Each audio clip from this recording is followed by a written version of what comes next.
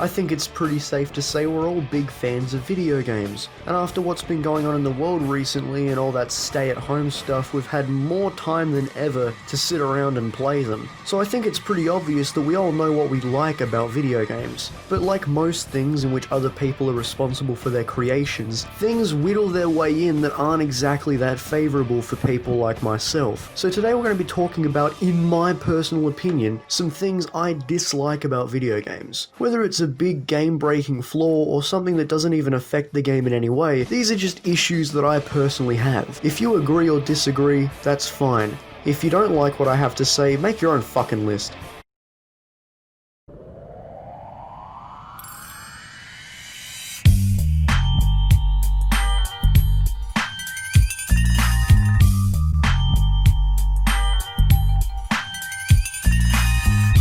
This is a very specific way to start the list, but I think this video by my friend ShelvoVids sums it up perfectly. Watch as this cop in GTA San Andreas pays no mind to him despite the fact that he just jacked a random civilian right in front of them. A man with no hands could count on his fingers how many fucks that cop gives. That's right, none. Just look.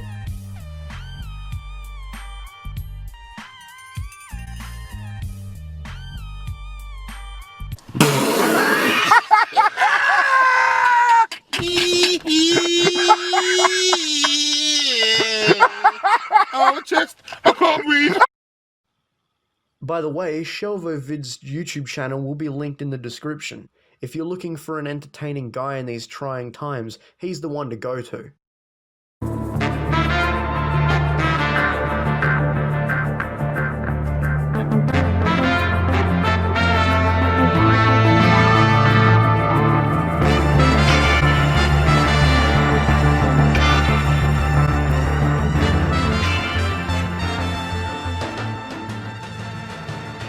This next one really isn't even an issue as much as it is just my personal opinion. Why I put on a list, I don't know, but it's a longer video, so whatever. While I'm personally completely fine with games giving you your money's worth, as I think that's what we should expect from every game, and it seems to not be what we get these days, unfortunately I do personally believe that a lot of open world games these days thrive on the detail and amount of things they have in them. And while that's great, I personally feel overwhelmed sometimes playing these open world games and not having any time to really just settle down and see what's going on.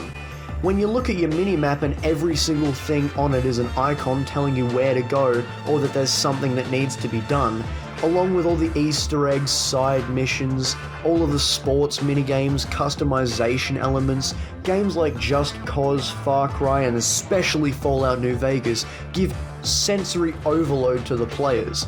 And if you're fine with that, that's okay. But personally, I play a game to relax, and sometimes these aren't the games that are the most relaxing to play. Oh, I see you feeling yourself. That type of pride ain't good for your health. Come on, as you wish. It didn't have to go down like this. I'm done talking, you didn't listen. I'll say it louder with my lips. I'm the attitude adjuster. Let's see if you tough enough to. This next one is a double header because they're both based specifically about fighting games. So, let's begin. First off, what I mean by weird move choices is the choices that the developers made of moves that can attack players when they're on the ground. When they're in this state, only a few moves ever end up actually doing damage, despite the fact that other moves look like they should be able to. The example I'll use today is Vanessa from Virtua Fighter 5, my main. She has a basic sweep kick like most everyone else that can get the player she's facing to the ground. You'd think that if you'd stand as close as possible and do another sweep kick, the move would also do damage, but instead it doesn't.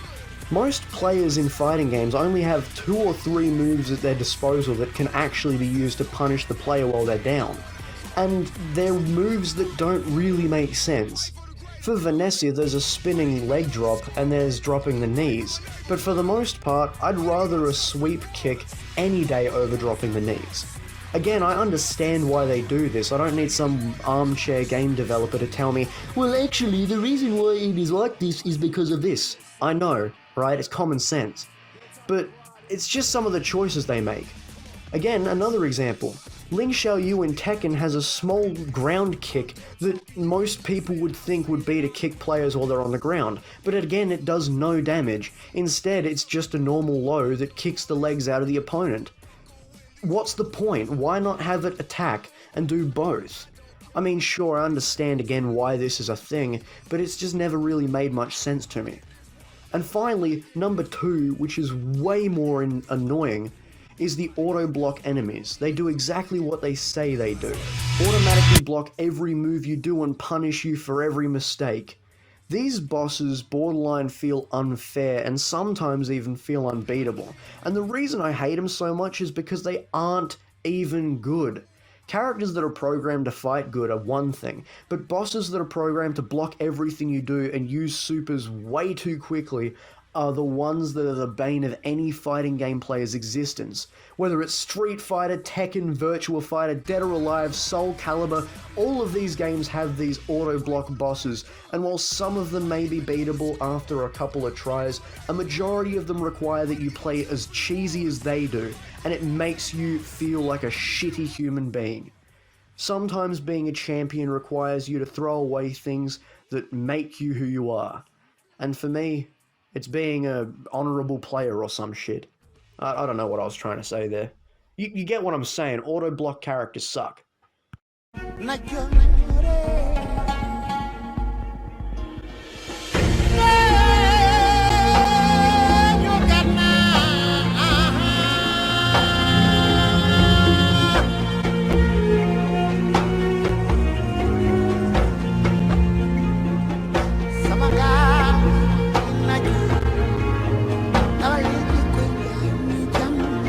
Why?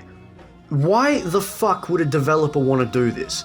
For some reason, in the early to mid-2000s, the obsession with most developers was making everything with a grayscale color palette. Sure, colors existed, but everything had to look dreary, droll, and very, very dark for anything to fucking work, and I don't know why that's a thing.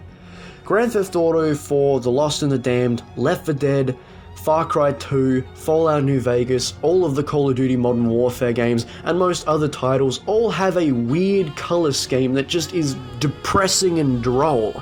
Why would I want to come home and play a game that reminds me of the world around me when the only reason I want to play the game is so I don't have to think about that shit? I'd much rather vibrant colors over anything like that any day. I understand why the developers do it too, is because they want to have a realistic, gritty feeling.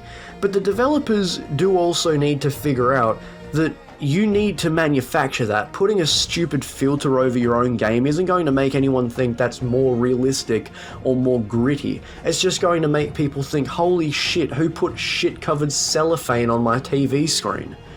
I don't understand anyone's mental image when they say that this is what they're going to do with their game. Imagine being an artist on these games and making crazy art, spending months or even years of your life developing art for the games, only for them to make them purposely look shit. And by the way, Kane and Lynch 2 Dog Days actually looks really good, despite the fact that it actually purposely looks like shit. I love that game's graphical style. Don't fucking at me. Or do if you want, I don't mind, it's your opinion, who cares. But I never understood why this was a thing.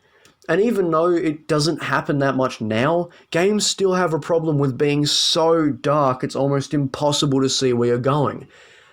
They replace having to develop levels and maps that look really, really good by shrouding everything in darkness to the point where they may as well not have any textures there. It feels lazy. Well, thank you ladies and gentlemen for watching this video talking about things that I dislike or hate in video games part 1.